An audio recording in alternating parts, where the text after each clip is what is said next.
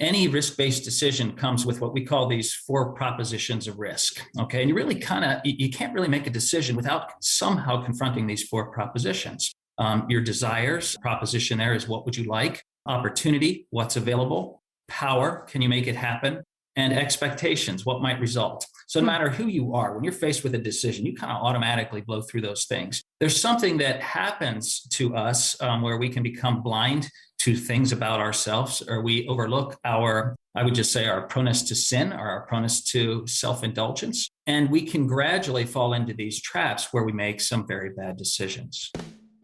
Welcome to Business with Purpose. I'm your host, Molly Stillman, and this show is all about bringing you the stories behind the brands, the companies, and the small businesses that are changing the world. Each week, I get to sit down with an incredible entrepreneur, business leader, community activist, author, speaker, pastor, coach, just an incredible person who is trying to make a positive impact, not only in their personal life, but also with what they do for a living. My goal with this show is to show you, the listener, that no matter what you do, no matter where you are, you can make an impact. My guests, yes, plural, this week are David Ashcraft and Dr. Rob Skacel. They are the authors of a new book called What Was I Thinking? How to Make Better Decisions So You Can Live and Lead with Confidence. David is the Senior Pastor of LCBC Church, and he has been for over 31 years. This church grew from 150 people to now 20,000 people in 19 locations in Lancaster, Pennsylvania. Whereas Dr. Rob is a business psychologist, and he is coming at this from that psychology perspective. And today's conversation is so rich, so deep, timely. Oh my goodness. I had honestly probably 9 or 10 more things that I wanted to ask them and couldn't even get to it because we were running out of time. But let me tell you, this is a conversation that I feel like every leader or somebody who is a part of an organization needs to listen to, because we're talking about making better decisions, making wise decisions, how we hold each other accountable, how we hold others accountable, how we hold ourselves accountable. Oh my goodness. It is a rich, rich, rich conversation. I'm not going to waste any more of your time. So let's get right into it and enjoy my conversation with David Ashcraft and Dr. Rob Skacel. Hi, Rob and David. Welcome to the show. Thank you. Thanks. Thank you guys so much for being here. I am really, really looking forward to this conversation. I actually just got a copy of your new book, What Was I Thinking? How to Make Better Decisions So You Can Live and Lead with Confidence. And I just got it over the weekend. And so I had cracked into it. And I mean, I'm like a quarter of the way through and already like, okay, my mind is, as somebody who is a chronic overthinker, this is, I feel like, specially written for me, although I realize it can apply to just about any person. But for somebody who is a chronic overthinker and often gets analysis paralysis when it comes to decision making, this is a much needed resource for somebody like me, but definitely something that anybody can read. But before we get into that and all the nitty gritty with that, let's get to know you guys. So let's give us the 101. So David, I'm actually going to start with you. So give us the David Ashcraft 101. Yeah. So Molly, thank you for having us here. And I have been pastor of a church called LCBC Church in Lancaster, Pennsylvania for about 31 years. And the church is called originally it was called Lancaster County Bible Church. We shortened it to LCBC, and it just stands now for Lives Changed by Christ. And so we just say we're a group of people whose lives have been, continue to be changed by Christ. And when I came 31 years ago, there were about 150 people. And now we have right around 20,000 people and 19 locations. So it's grown over the last several years and just been real exciting to be a part of it. I'm married to Ruth. I've got 2 children. They're both married. We have 2 grandchildren and thoroughly enjoying the grandparent stage. You know, so my dad, this is just a little side note. My dad turned 78 yesterday and he came over and was hanging out with me and my kids. And just to watch my dad, like, just really live in the grandparenting phase of life is real fun. Actually, the other night we happened to run in, my family and I just went out to pick up Chipotle for dinner. And we were in the parking lot outside of the Chipotle and we ran into my dad. And I was like, hey, Dad, you want to come and just sit with us? And so we're sitting with us. And he goes and he just disappears for like 5 minutes and comes back with this like 4-scoop Baskin Robbins sundae, which of course my kids get like bug eyes and they're like, Pop got ice cream? Like, does that mean we get to have ice cream? So I looked at my dad and I was like, you're buying it for them. And he was like, oh, yeah. So after we ate, he immediately takes my kids and just walks off and takes them to Baskin Robbins. I was like, that's peak grandparenthood right there. So I love it. Well, I want to learn more about you, but we're going to go over to Dr. Rob. That's which I was jokingly calling you. I mean, you are a doctor, but Yes. So Rob, give us the Rob 101. Yeah, so I'm a business psychologist, so most people don't know what that means. So to keep that brief, it's explain that to me like I'm five. So it's basically it's applying psychology to business settings. So do a lot of work with business leaders, a lot of work helping them lead more effectively, helping their organizations. And so I've actually been a part of LCBC Church since about 1993, and David and I have known each other for a long time. Wow. I actually worked at the church for about a 5-year period in the early 2000s as well. And a good bit of the work that I do day to day is with, it's mostly with businesses, but a fair amount with churches and other ministry organizations as well. And I live in Lancaster, and my wife Marita and I we just celebrated our 30th anniversary. Congratulations! So we're pretty excited about that. Yeah, thank you.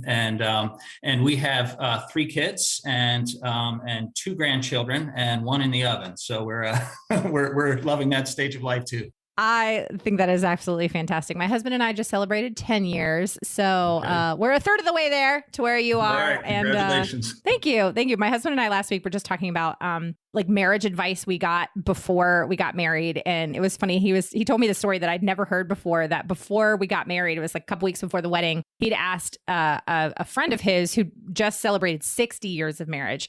And he was like, okay, what what's your secret to staying married for 60 years? And he was like, I don't know. I just marry the right person. Like if you don't marry the right person, then you're probably just going to hate each other and get divorced. And my husband was like, great advice. All right. So I think it sounds like you picked the right person. I'm 10 years in. I feel like I picked the right person. So I love it. Yeah, I'm feeling pretty good about that choice. Awesome. Okay. So I want to dive into this topic. And I think first I want to know what was it that caused you to make the decision? See what I did there? To write this book. One of the really fascinating statistics that I read was that we adults on average make 35,000 decisions a day, which is a little like how do people quantify that? I'm a little skeptical, but I don't know. I mean, but then I guess it's like what to wear, what time to get up. I don't know. I mean, it's like, how is it quantifying all those things? In any event, I'm very fascinated as to what was the catalyst for you two to collaborate and write this book in this season. Yeah. So Molly, what started this whole process for us was probably about 3 or 4 years ago. I had a Wednesday night dinner with a man that was a mentor I would consider of mine, a friend of mine, and Ruth, my wife, and I, and about 3 other people. So 5 or 6 of us were having dinner together. This magical night of spending time together, and couldn't wait to get back to the office on Monday to say, man, I had this amazing experience, this amazing dinner with this mentor and a national leader. And before I could even get back to the office on Monday morning, news came that he had was being accused of a lot of inappropriate behavior. And it just really shook me. And I stepped back and just kept thinking, what was he thinking to make some of the decisions that he made to put himself in a position where he would be involved in inappropriate behavior? And so that question was just ringing in my ear. So because of my relationship with Rob, because he's a psychologist, I thought, okay, let's talk with Rob and find out what does cause people to make those kind of decisions. So that kind of started us on the path of how we make decisions. How can we make sure we're not making foolish decisions like this friend of mine? And how to make sure we're making wise decisions, taking wise risk in life. So that's really the start of the whole process. Well, one, I think that story, unfortunately, is far too common these days. And a friend of mine, actually, we were hanging out last week. We were traveling together, and she and her husband pastor a church locally. And my family and we're involved in a small church plant here. And we were talking about this. And, obviously this is on the heels of some pretty shocking things coming out of the Southern Baptist Convention and the report of just all, so many people over the years who have been sexually abused within the church. And there's just, the reality is and this happens more often than it should in church. Church should be the safe place. And the reality is that often, for many, it's not. But this happens in business, in the corporate world, in Hollywood. It almost feels like these quote unquote bad decisions, and it isn't necessarily always connected to sexual decisions, although a lot of times it is. Yeah. More often than not, it almost feels like there's no industry that is immune to this. And you'd think that the church would be immune, but it's not. And, yes, we can give a very almost over spiritualized answer and say, oh, it's the brokenness of our world and it's the consequence of sin. And yes, that is true, but there's a whole lot more to it. And so I think that one, this is a topic and an issue that is really, we need to be discussing it. We need to be discussing why is this happening? And, in fact, I'm going to say one more thing just before I kind of bounce it back to you. And Rob, I'd really be interested to hear your perspective on this, because again, like in a lot of conversations recently, I was just like, you, as somebody who I'm not a pastor, but I'm heavily involved in my church. My husband's not a pastor, but he's heavily involved in our church. And, I think about my own personal spiritual journey. I don't know what other people's spiritual journey is and their relationship with the Lord. And, but as somebody who I wake up every single day and the first thing that I do is open my Bible, and I spend a lot of time with the Lord each and every day, studying the word, praying, talking to him as I go about my day. It is ingrained in every bit of me. And I'm not, and I realize that a dangerous thing to say is I don't feel like I could never make one of those quote unquote bad decisions. Because I've certainly made bad decisions, but that was like before I knew the Lord.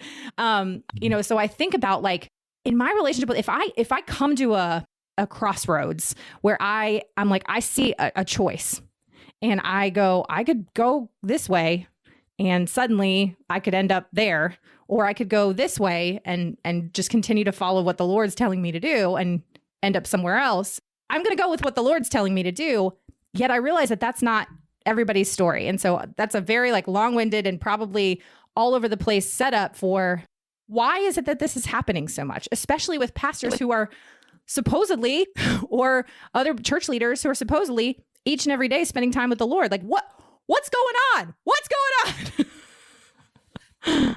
Yeah. So, for any of us, all of us have blind spots. All of us have things about ourselves that maybe other people can see that we can't see in ourselves. And it is, it's perplexing when we see these people who we really look up to and we see like, well, how could that happen? What were they thinking in this situation? And so, as David and I sort of wrestled with this, our one of the starting points was let's just look at how people make decisions. What happens when you're faced with a risk-based decision?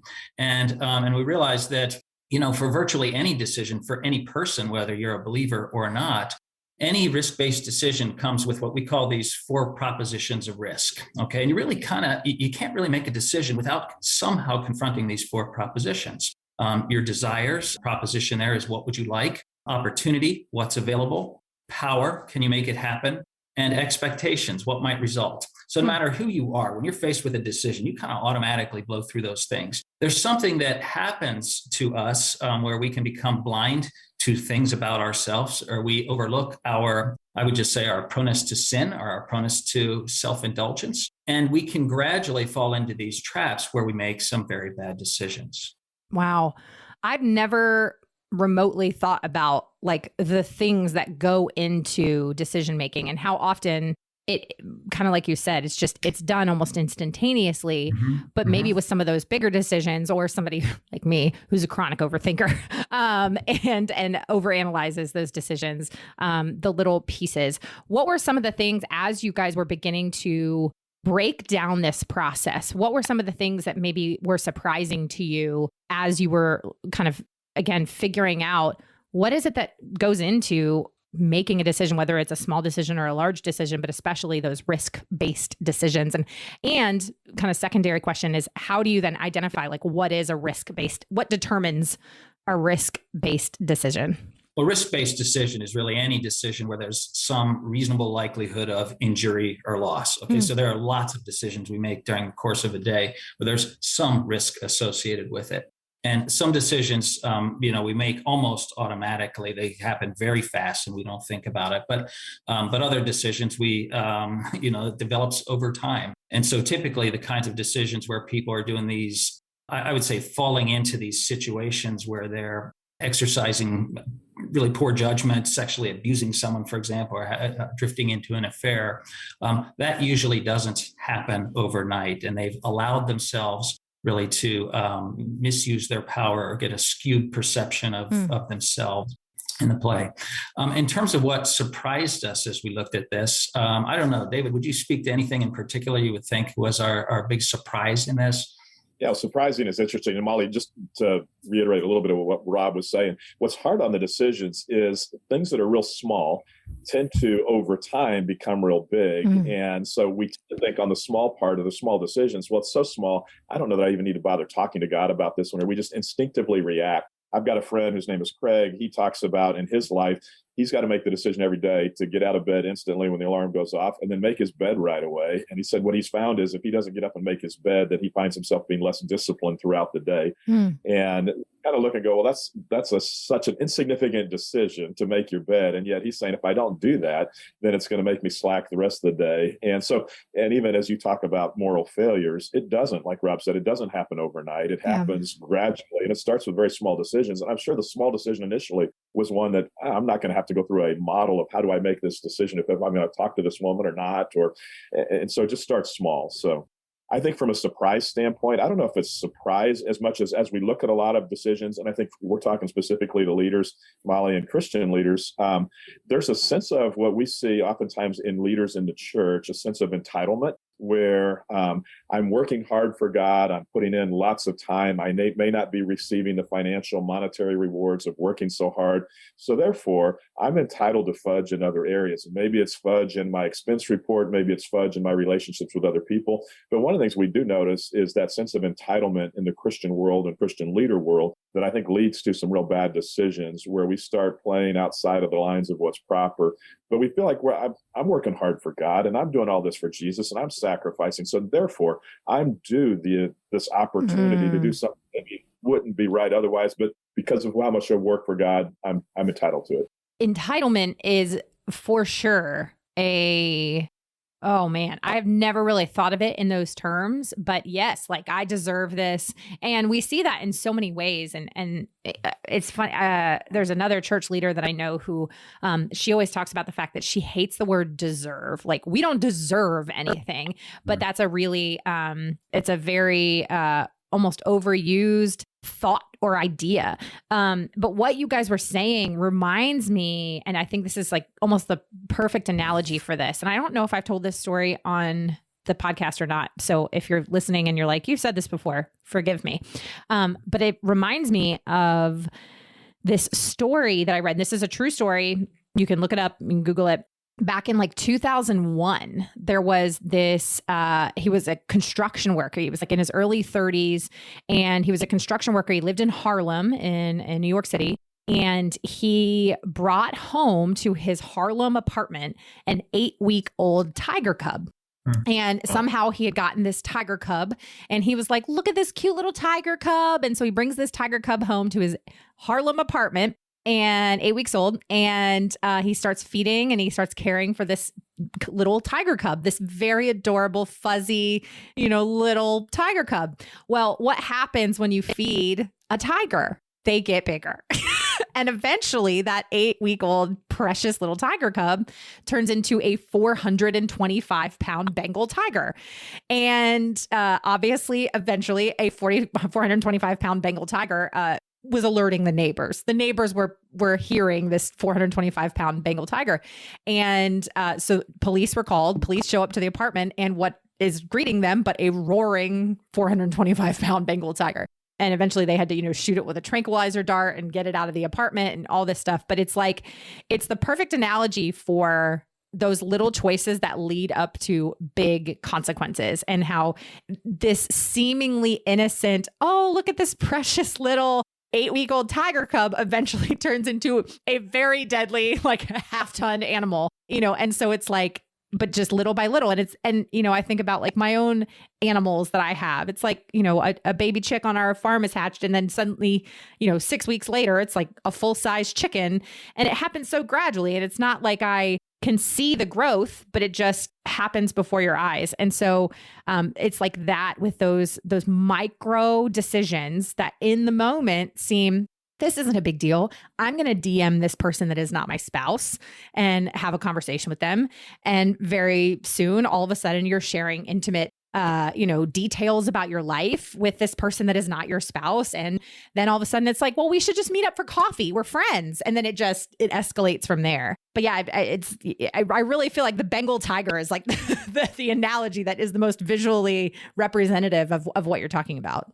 And Molly, we probably all do this more than we realize. I know that even for myself, when I'm real busy, and especially if I'm real busy doing work for church, then I start thinking, okay, so my downfall is food. And so I think, okay, I deserve this extra meal. I deserve this extra dessert. And to your point on the tiger, I mean, one dessert is fine, but if I do that for a month, all of a sudden I've added 20 pounds and I'm like, oh my goodness, where did this come from? And so, yes, it does start in those real small decisions that way. One of the other surprises, Molly, that we found is just how many of us operate totally off of our gut or our feel in our decisions. And so you described yourself as being somebody very analytical, and you work through and you almost go to excess of working through the decisions. But so often we rely on our gut and what do I think is the right thing without really thinking it through or without having a thoughtful process. It's just what feels right to me. And that happens even with church leaders in general. And so part of what we're trying to get people to do is, at least on things that are starting to become major decisions, slow down and have a thoughtful process in your decision. Don't just go off of your gut and what seems right in the moment. Yeah. And I'm glad that you brought up a good point where you talked about, like, for you, it's food. For me, years ago, and this was before I was a believer, for me, it was actually spending money, of just this death by 1,000 cuts, and spending money irresponsibly. And, yes, there were a couple of like big ticket things here and there that I, looking back, should not have bought at the age of 22. But, a lot of it was just a shopping trip here, a trip, spending money here, going out to dinner here.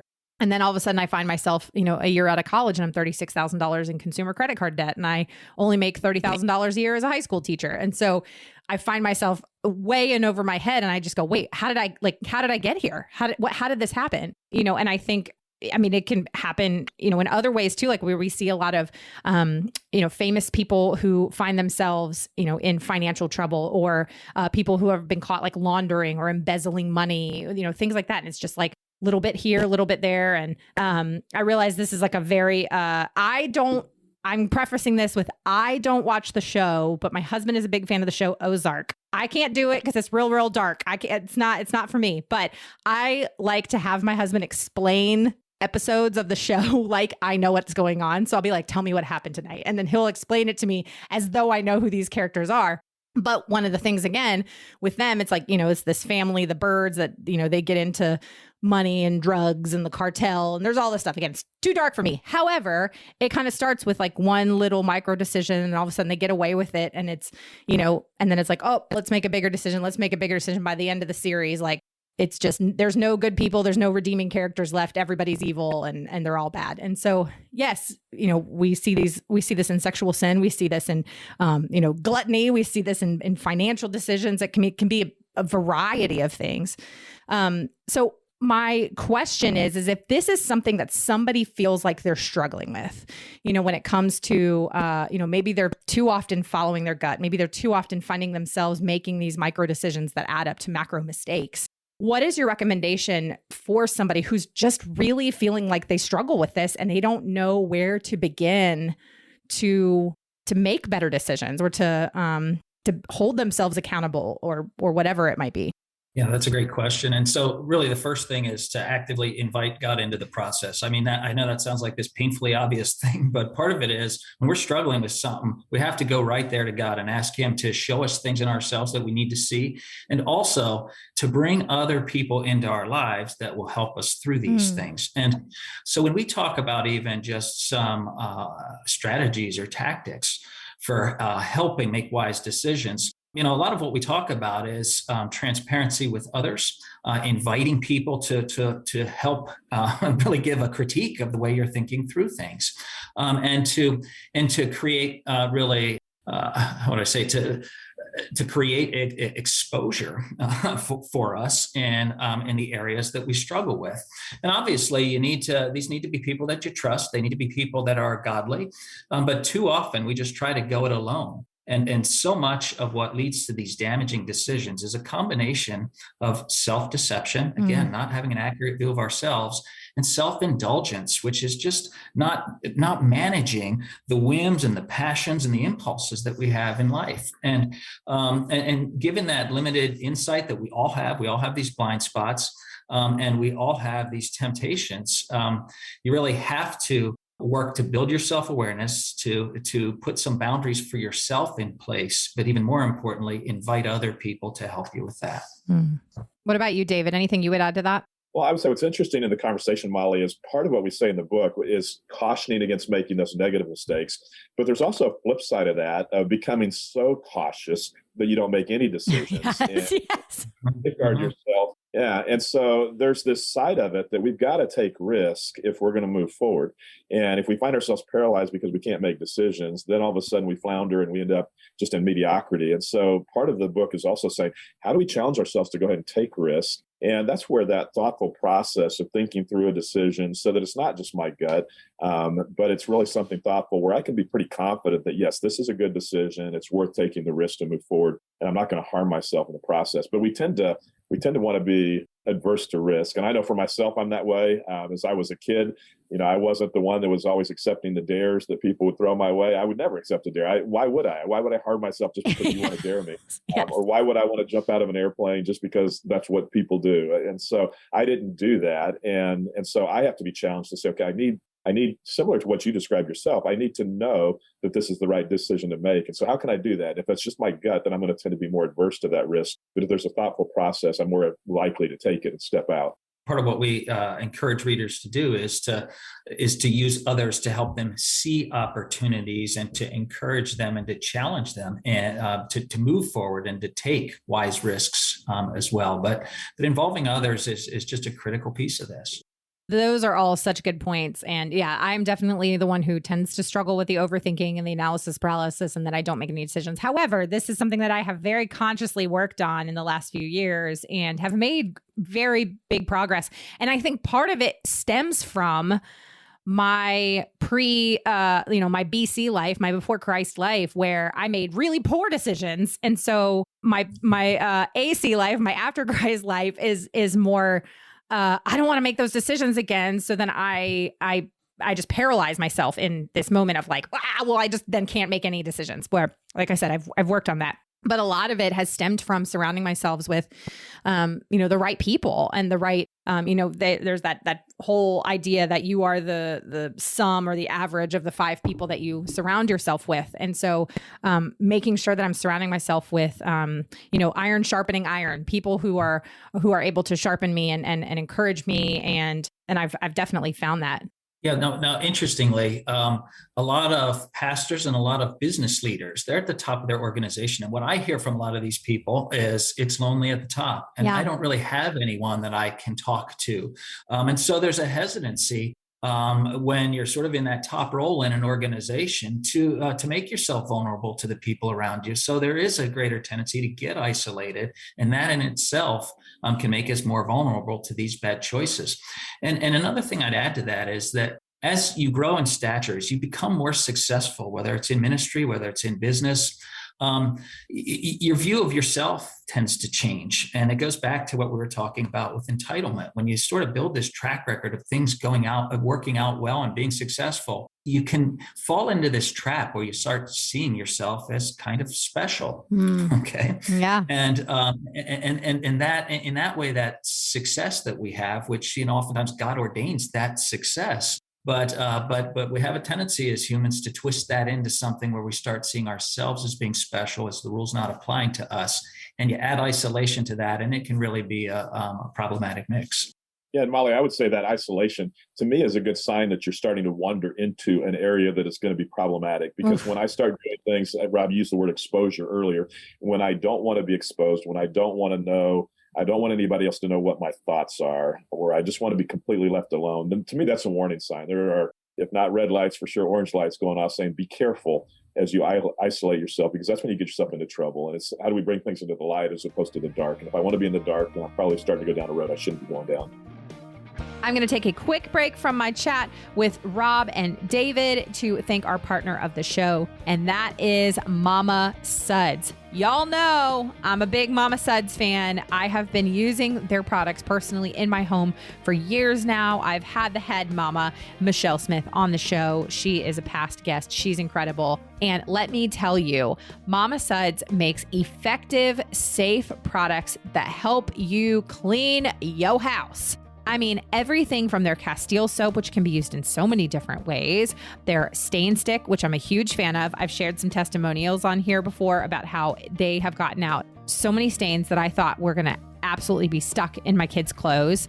I love their all-purpose cleaner that I can clean windows, walls, floors, toilets with it, everything. Everything is safe, effective. They smell great. I love that I'm supporting a mom-owned company and just such a huge, huge fan. So head on over to mamasuds.com, use the code Molly for 15% off your order. That's mamasuds.com, use the code Molly for 15% off your order. Now back to my conversation with David Ashcraft and Dr. Rob Skaisel. I would 100% say from personal experience, like I know leaders, both business leaders and ministry leaders, very prominent business and ministry leaders personally that I know that in the last few years have really made some, let's just say, questionable decisions in a variety of areas. And one of the common denominators in every single one is they isolated themselves from others. And one of the very common things that I heard about even a couple of particular people in general was that person was really hard to get close to, that they would never let you in. You know, every conversation was very surface level. Every conversation was very how are you? How you doing? Like there was nothing deep. And it was this inability to, like I think to borrow the word that you said, is to be vulnerable and to share, hey, I'm really struggling in this area. And instead they isolated themselves and in a lot of ways probably thought that they were special.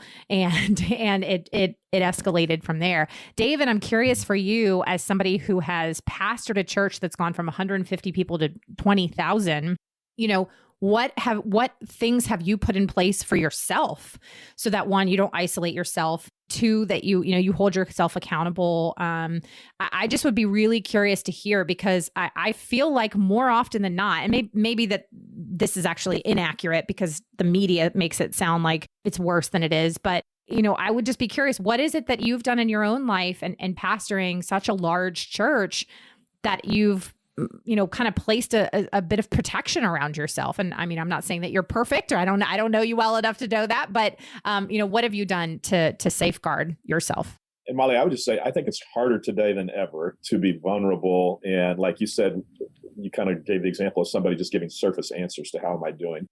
Because of social media now, because of everybody looking for sound bites. If I decide I'm going to open up to somebody, but I don't know, am I safe in doing that with them? Are they going to take it and run with it? Yeah. Are they going to tell everybody else? And as pastors, I mean, we try to say, and, you know, we have all the right answers that, yes, I support your church and every other church in town, but there's competition as well, where if I open up to another pastor, even in my community, is he going to let that out? And is he going to share that with somebody or his congregation in a way it's going to look bad on me? So it's, I harder now. It's more challenging now than ever. For me personally, Molly, I would say my wife, Ruth, number one, is the biggest accountability partner for me. And so we're real open about everything, and she's comfortable. She always encourages me, but she's also very comfortable challenging me on things. And when my kids were home, then they were strong accountability partners for me, because they know who I am. And so if I wasn't being on the platform, then they would tell me that. Rob and I early on had an accountability relationship where we would meet regularly, and we had a set of questions we'd go through. I think that's helpful. And yet I would almost venture to guess that many of the people that have fallen and made bad decisions also had accountability partners. You can lie to anybody if you want, but it's just one more line of defense to keep you from going too far with something. So I think just being real honest, and even honest with myself, and all those things about, you know, Rob mentioning feeling special, feeling entitled, feeling like, okay, I'm working hard for God, therefore I deserve all these things that maybe other people don't deserve. I've got to constantly watch that and question myself, even my relationship with God, and saying, okay, am I doing what you described? Am I waking up in the morning? Am I spending time with God? And as leaders, we struggle with that, and especially when we get busy. And it's easy and I think what happens to pastors sometimes is I'm spending time in the Word, but it's not on a personal side with God. It's on a study because I've got to preach this weekend side. And then it becomes more of a mechanical thing other than a relational thing. And that's where we start running problems with those kind of things. Man, that's such a good, I'd never thought about that with pastors. It becomes it really just becomes a part of the job rather than your own personal spiritual development. I'd never considered that before. I think, and I think one of the things that is maybe for some people will be like, that's discouraging, but I find it encouraging is that we can actually look to the word for countless examples of people who struggled and faced the exact same things that we do. And actually a friend of mine who I've referenced a couple of times, her name is Sharon Hottie Miller, and she and her husband pastor a church here in Durham. And actually just a couple months ago, she did a message about, what do we do when God calls us to something, and yet we see, God calling us to something, but then we see people who were very clearly called by God have a giant moral failure. And so what did God make the wrong decision? And so she looked at actually King Saul and how, Saul was very clearly called and anointed by God to be a king. And yet he just, the end of his life, he fell on his own sword and had this just massive failing. And so what do we do with this? How do we hold this intention, of this idea that we can be called to something but that doesn't make us immune from, misusing that calling or abusing that calling. We can look at David. David was arguably a rapist and a murderer. We've got Abraham who, said that his wife was his sister, even though she was like his half sister. We'll just ignore that part. We've got, and obviously with Moses, and we've got, Noah. He ends up drunk and naked in a tent. And, so it's like there's countless examples of these, quote unquote heroes in scripture that we realize aren't actually heroes. They're just people that God used. And to me, it's encouraging that God chose similarly and oftentimes even more broken people, to fulfill his plan. And so that God can use anyone to do what he's called them to do.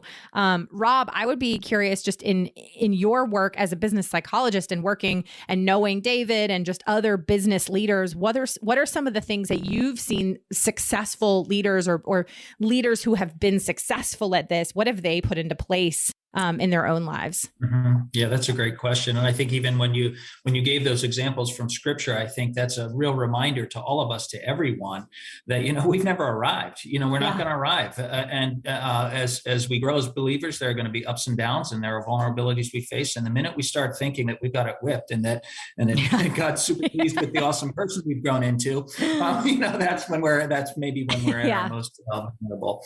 But look, I think it's very important in the midst of success for us to remember that we're creatures of God and we're fully reliant on God, and so I think it's important for all of us to regularly seek critical feedback from the people around us. What can I be doing better? And we have to make it safe for those people to give us that kind of feedback. Okay.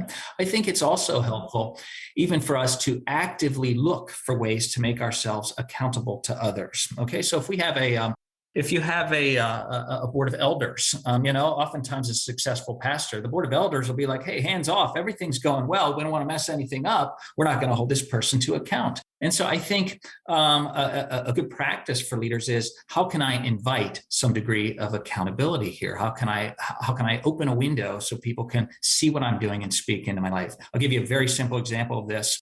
When I came on to work for the church, David was my boss, and I was doing this consulting work on the side. Okay, and so if I'd been on the elder board, or if I'd been David, I'd be a little bit worried about, hey, is this guy doing the work he's supposed to be doing for the church? And so I thought, well, I want to erase that concern. So what I'm going to do is I'm going to log how I spend my time. I'm going to identify who my clients are, and I'm going to turn that log into David so that he can see that routinely.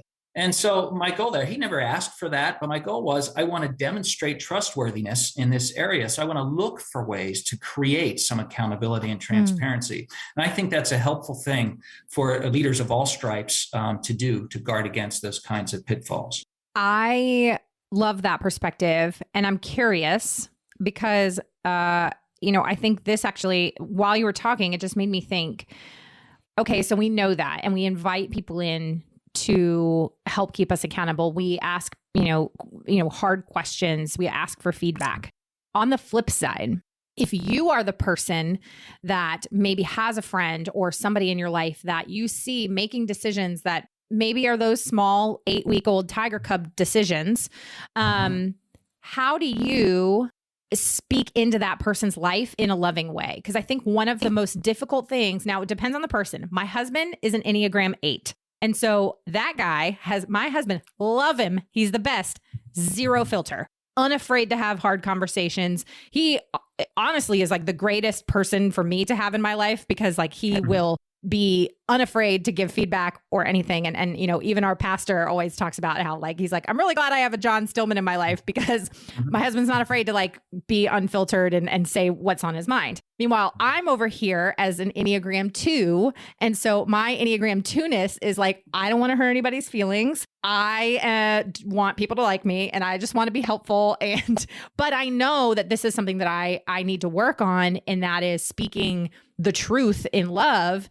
And that can be really hard for some people. So I would be curious, both David and Rob, if you want to speak to this, is if you are the person that is not like my husband, but you're the person who knows that, hey, there's somebody in your life that you really would like to have maybe a little bit of a challenging conversation with, but you're just terrified because that's not your strength. What would be your advice to that person? Well, I think for me, the challenge is most often we're not at the stage where somebody's blatantly violating God's standards when we need to have that conversation. Yeah. I mean, if I know you're doing something terribly wrong, it's easier for me to say, man, Molly, what are you doing? Because I can call it out. If I'm just seeing those initial tiger cub steps, it's harder for me to call it out then, because it's not real clear that you've totally messed up yet. You're just starting down a path that's going to be potentially damaging to you. And so those are the harder conversations of knowing, when do I call it out? How much do I need to know? How much do I need to see evidence that you're really going the wrong way? And then you add to that, I mean, it's one thing to be like your husband, John, and be able to be real blunt, which I think I have that ability, but also in the back of my mind. So if it comes to Ruth and I might see something in Ruth that I want to call out, but it's like, okay, is it worth calling it out tonight because we're enjoying dinner and we're having the relationship is good? Call it out tonight and mess up tonight. And so let's go ahead and let it go. And I think we do that in all of our relationships, even our associates at work or people in the church where, I'm just getting to know you now, Molly. And so I may see something in you and I don't know you well enough, or I'm not sure it's going to go far enough, or I don't want to ruin this budding relationship. So why would I call it out now? And then we let it go until it becomes a big deal. So those are the harder things, or what makes it a difficult conversation. And, but what's interesting is you look at the lives of the people that have fallen, all of them had people around them. And we all do this. We go, oh yeah, I saw that. I just wasn't sure that I, was in a place to say it. We all see those warning signs. And so I think it's worth speaking up, but there's a way to do it in love and say, because I love you, this is what I see I could be wrong, and just go ahead and throw it out there and see what happens. And most of the time, if somebody's not headed down a destructive way, they're going to appreciate what you said. If they respond in a harsh way and say, what are you talking about? And get angry, then maybe they were going down that road, and maybe you will prevent something disastrous from happening in their lives. Yeah. I would add to that. I mean, it is really important for the leader to invite it. It's just hard for people to confront, critique someone who's successful, someone who's more powerful than they are. And sure, we may earn the right to have those conversations with people, but I think leaders have to get used to this idea of inviting critique of what they're doing. It's just difficult for someone to tell their boss something their boss is doing wrong, or for someone to tell maybe it's not so difficult for people to tell their pastor what they're doing wrong. I haven't seen your emails, David.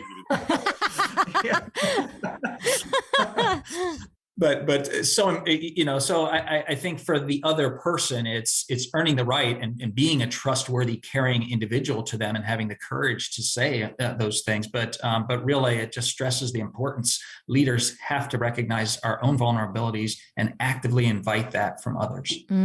Man, that's really, really, really good. And a challenge and like an encouragement to me. Like I said, this is something I'm a work in progress on, and I'd almost just be curious to, especially if you kind of learn maybe even if the Enneagram's not for you, but just general personality types, you tend to know, like my husband is somebody who he does not need the compliment sandwich, where it's like something good, a criticism, and then something good on the end.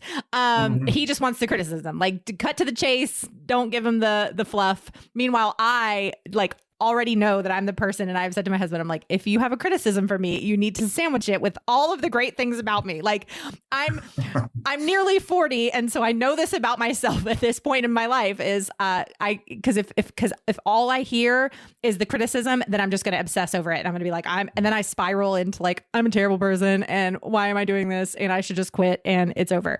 So I think knowing your person, and I think that speaks to what David said too, is especially if it's somebody that maybe you don't know super well, when you begin to develop a relationship with them and you get deeper into relationship, you can kind of begin to learn and even ask the question, like, how do you prefer to receive feedback? Like, do you want it more bluntly, or, do you want the compliment sandwich?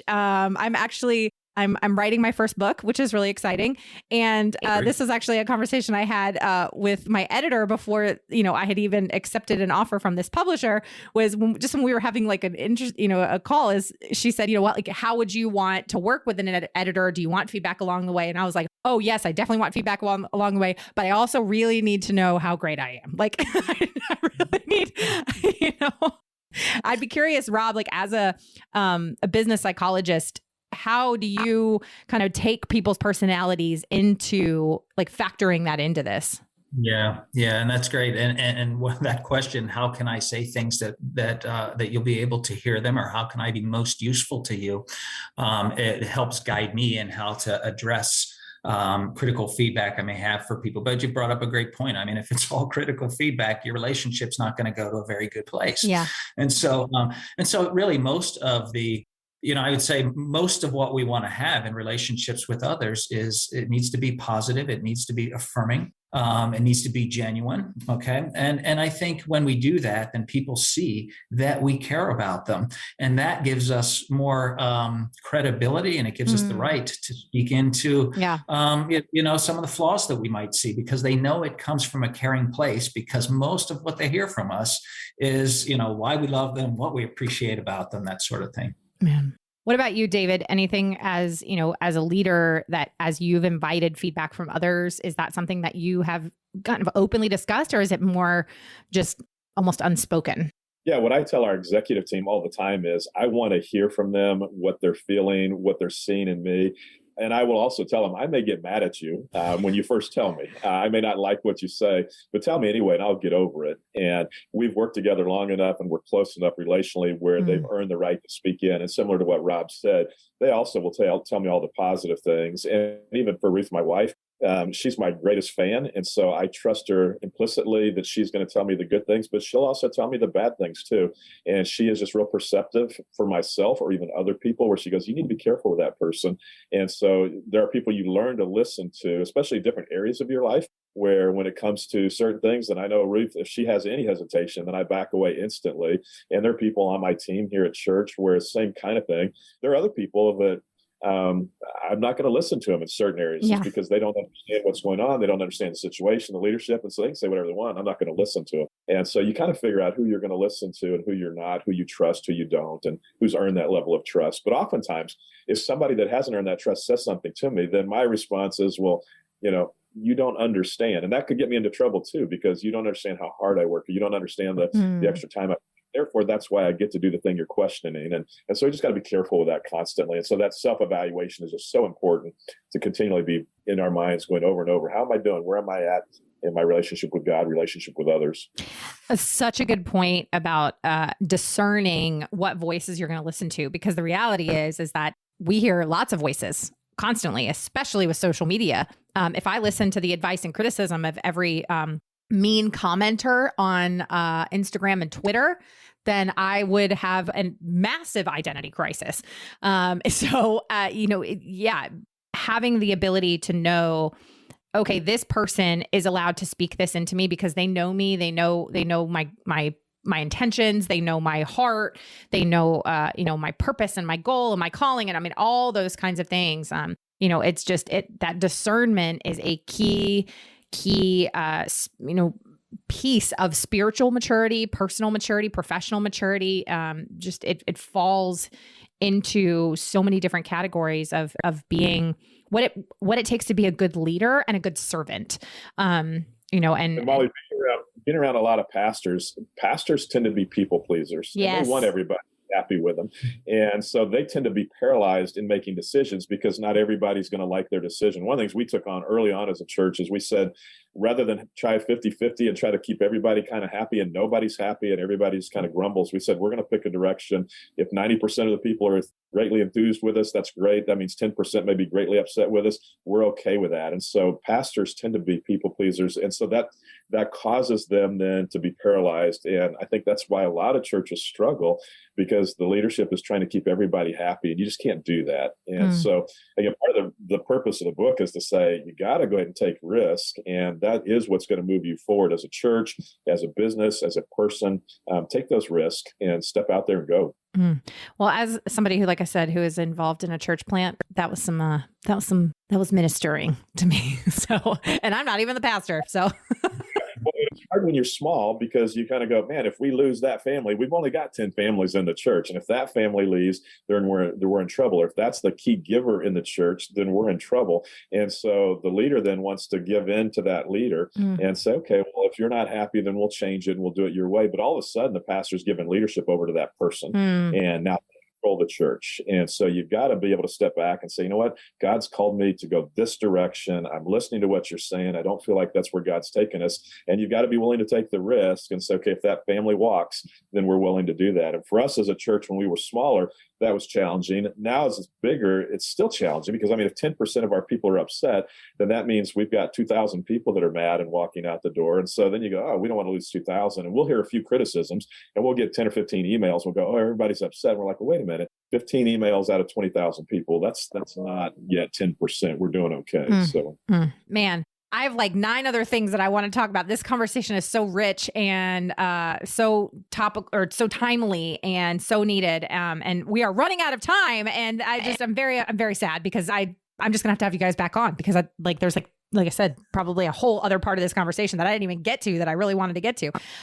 But before we get to the get to know you round, any last final thoughts from either of you kind of about this and what you hope that this book is able to do for leaders and for, people both in the church and outside of the church? Molly, the one thing I would say is, as a leader and as I am getting older and soon going to be stepping out of my role, my biggest question for the staff that's going to be taking my place is to say, how do they make decisions? How can I trust them that they're going to make wise decisions? And I don't want them just to go off of feel. I want them to go off of a thoughtful process. And so I think what we offer in the book is a thoughtful process for boards or teams to kind of work through so that we're not just relying on Molly's sense of this is right or David's sense of this is right, but here's a thoughtful process, which then gives me assurance that we're going the right direction. So I think that's what's helpful in trying to think through it for me as a leader in watching us move forward. Yeah, and look, there's no way. Life itself is risky. If you've got a hard job, you're going to make some wrong decisions. And so, we're not trying to pretend that walking through this process is going to make all of your decisions perfect. But that it's a process that will help you think through things carefully and consistently make wise decisions that honor God. So good. So good. All right. This is the portion of the show where we get to the get to know you round. We ask some fun get to know you questions up. But before I say that, actually, everybody go buy this book. What Was I Thinking? How to Make Better Decisions So You Can Live and Lead with Confidence. So good. Such a needed book right now. Thank you guys for writing this. All right. So now is the time where we ask just some fun get to know you questions. I'm going to ask one of each of you. We'll go back and forth. So question number 1, this one goes to David. What was your favorite TV show to watch growing up? Oh my goodness. Growing up. So I was probably in the Leave It to Beaver stage. I hate to say that. I love it. I love it. Okay, Rob, what about if you had to eat the same meal for dinner every night for the rest of your life, what would it be? Probably steak. Steak. Yes. What's your favorite cut? I like, for for New Year's around here in Pennsylvania, people eat pork and sauerkraut, but I can't stand pork and sauerkraut. So we get prime rib, and my wife makes prime rib with this wonderful gravy on it. So that I would eat that every night. So good. So good. So good. All right, David, what is a dream that you have yet to achieve? I love to travel. And so there are parts of the world that I have yet to travel to, or that I would love to go back to. Ruth and I love to explore new areas. We love the Caribbean. We love snorkeling in clear blue water. So we enjoy that very much. There are also parts of Europe that we haven't yet explored. So I would say it's probably different travel destinations. So fun. I am going to Portugal this summer, which I'm really excited about. Never been before. Know very little to nothing about Portugal. So I'm really excited. Okay. And Rob, what is on your most played playlist on Spotify? Okay. So I don't have Spotify. Or like Apple Music or whatever, Pandora. Well, I'll just say what I listen to most right now is Thomas Rhett's song, Slow Down Summer. And I just love that song. I love Thomas Rhett. I just love that song. I could listen to it over and over again. Good choice. Good choice. All right. And my last question is the question I ask all my guests, and that this is for both of you. And that is, David and Rob, what does it mean for you to run a business or a church with purpose? I think for me, it's as you figure out the purpose, and what I watch a lot of churches do is they try to do too many things. And so they think their purpose involves hundreds of things, when for us, our purpose is to introduce people to Jesus. And so it's figuring out what are the things that are going to help us excel in that area versus what are good things that might actually distract us. And so for me, it's really being very, very laser focused on what that purpose is for us, introducing people to Jesus and following him, as opposed to there's so many other good causes that we could become distracted by. And I think churches are notorious at being distracted by good things, and they don't accomplish the most important thing, which is introducing people to Jesus. Man, that's good. That's a good word right there. What about you, Rob? And I think even just with anything, whether it's leading the business or whether it's going about life, I think my identity as a Christ follower is, in all things, I want God to be pleased with what I'm doing. And so there are temptations in business decisions where sometimes, you think, oh, if I say this, I'll get business, that may not be the best way to do things. And so, when I talk to my team members about when we're meeting with a prospect, it's let's just prove that we're competent, useful, and trustworthy. And let's just try to be helpful to people in that regard. And so just trying to please God with what we do in our business, just like any other aspect of our lives. Man, I love it. This has been such a rich conversation. So needed. Rob, David, thank you for being here, and thank you for the work that you guys are doing. Thank you, Molly. Appreciate it very much. Thanks for having us. Man, was that not such a rich conversation? Like I said, I've got to have them back on because I had so many other things I wanted to ask them about. So good. Please share on social media this episode or share it with a friend that you think also needs to hear it. And be sure to tune in next week because my guest is Tara Matson. And I'm telling you, God plans these things in such a funny way because it just so happened that these episodes kind of came back to back. And my conversation with Tara is so, so good.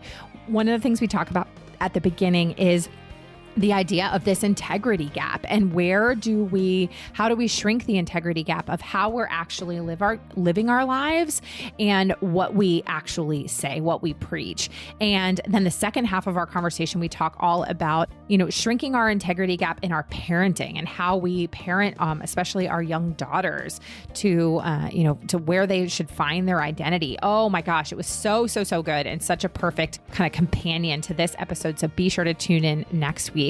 But like I said, I would love to know what you loved about this episode. Let me know on social media. You can find me at Still Being Molly or at Business with Purpose Podcast on Instagram or Facebook. Use that hashtag Business with Purpose Podcast. Thank you so much for listening. If you are a first-time listener, welcome. I would encourage you to check out the archives for so many past shows featuring incredible people who are changing the world. And if you're one of my regulars, thank you for your support. It means the world to me. Be sure to head on over to Apple Podcasts, Spotify, Google Podcasts, or wherever you listen and click that subscribe button. Clicking that button helps to make sure you never miss a new episode of the show. And while you're there, would you take a moment to leave a review? Leaving a review helps me to know what you're liking and how this show is impacting you. This show is produced by the incredible team at Third Wheel Media. Thank you so much for listening. Go do something good with purpose on purpose.